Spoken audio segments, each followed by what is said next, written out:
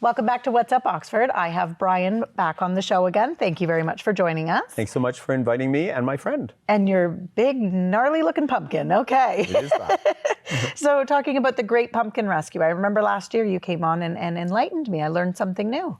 Can you tell our viewers what is the Great Pumpkin Rescue? Well, the Great Pumpkin Rescue is really an idea that I borrowed from other people. And it's about taking things that we use for decorations and turning them into food, or turning them into fodder. So people buy lots of pumpkins, and that keeps the farmers around here very happy, the pumpkin growers, and they decorate their porches with them. This time of year, they keep quite well outside. So I really think it's a good idea sometime in early November that people bring them back inside and cook them up for their own purposes, and therefore put the Great Pumpkin Rescue out of business. But nonetheless, we're aware that there are people who have more pumpkins perhaps than they plan to eat over the winter. And so we've set up this opportunity for various people to identify places in which pumpkins can be deposited. And then those pumpkins go in some cases to food, but more often to fodder. So they're going to farm animals. Okay. Pigs love them. Goats go crazy over them. Apparently llamas like them. I didn't expect it, but horses and cows also eat them, in addition to playing soccer with them occasionally. Okay. So I was saying just before we started the show that I saw an article recently online about taking your pumpkins out to the forest for animals. And I remembered last year you talked about exactly why you should not do that and the dangers behind it. Can you tell our viewers about that? Well, there's essentially three things that are problematic with that. Firstly is the question of whose property is that forest, and are you trespassing? So there's that issue. The second one is are you habituating animals to proximity to the road when you drive up and you deposit them? And the third one is that if you attract raccoons to come close to dairy cattle barns or beef cattle barns, it has very negative effects on the cows. They in fact will abort as the result of raccoons getting into the hay and peeing on the hay.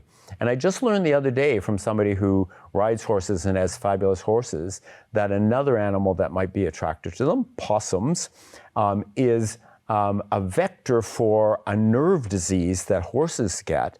And she described to me in detail, that I'll spare you, the painful demise of horses as a result of getting this untreatable fever. So you really don't want to be attracting them close to horse barns, cattle barns, close to roadsides where, you know, animals are going to get flattened. Or conversely, I frequently see pictures of deer gnawing on them. I think, that deer's lovely, but I'd rather not see it on my hood of my car. No, yeah, of course. Absolutely. So there's some danger to people there. There's danger to animals.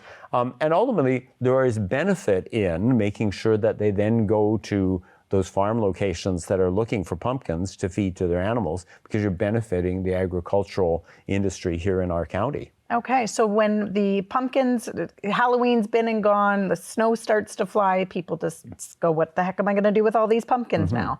Where can they take them? Well, don't rush the snow too much, because this would be early November, and I'm hoping that we don't have that kind of weather. But in any case, so there are 12 sites. All of them are listed on the Facebook page. You'll be greeted by quite a grotesque pumpkin, even more gnarly than this one. As soon as you go to the Great Pumpkin Rescue Facebook page, you'll be greeted by that, and there'll be lists and lists of locations all over the county, so you don't have to do a long drive, presumably be en route to do something else.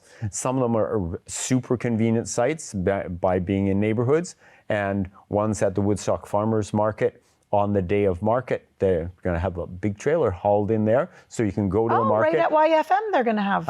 The Woodstock Farmers Market on Nella Street. Oh, right, okay, on Saturday mornings. Yeah, Saturday morning. Okay. So people who are on their way to that market to do some shopping can take the pumpkin out of their trunk and then put all that good food in their trunk that they plan to take home from the market. Okay, yeah. Excellent. So, and you had mentioned that this brought you right into the zero waste. Right, yeah. So tell us more about zero waste. So really, when you think about it, rescuing pumpkins is a wonderful thing to do, but it's only one little example of the various things we can do in terms of reducing waste and getting it close to zero.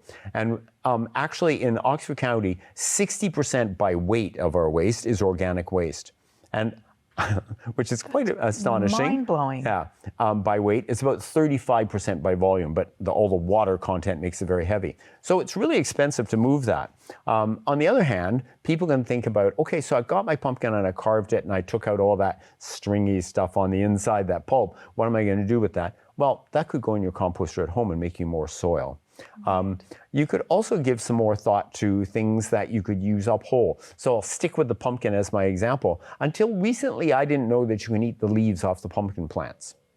Oh, yeah, no, I didn't know that either. Until recently, I thought that it was great to take like zucchini flowers and dip them in milk and then in panko and then fry them in some butter. I knew that was great. You can do it with anything in the family, apparently, and they're delicious. Okay. So if you are afraid, you know, that your zucchinis are going to produce the 5,000 that a plant does, you can nip that in the bud, so to speak, and enjoy those that way. So there are lots of ways to do that. And if we think of, you know, what in butchery is called nose to tail, if you think about eating all the food that you got, that you bought, and all the parts of that plant that you brought into the house, you're saving money. And I know a lot of people are saying they're pretty squashed on their food budgets right now. Yes. Sorry for that pun, on their food budgets right now. And so there's a way of adding variety to your diet, of saving money, and actually then having some environmental savings in the process. Wonderful. So do you offer tips on your Facebook page for people to... Yeah, so there are all sorts of tips. Do I offer them? No, because I've gathered them and other people have gathered them. So there are lots of shared things. There are some wonderful, wonderful recipes there. There are some other tips there as well on that page about all the things you can do that will divert that from waste into fodder or possibly into food. Wonderful. Well, it's always enlightening to have you on. I think I've learned something each time that you've been on, and I look forward to seeing you again next year with what kind of pumpkin you can bring us then. And it's always a pleasure to be here. I'll leave this one if you promise that you'll make me a honey pumpkin pie out of it. You definitely don't want me baking for you. I don't have a baking bone in my body, but I'm sure one of our volunteers might be able to. Indeed. It was lovely to have you on. That's all we have for today, folks. Thanks very much for watching.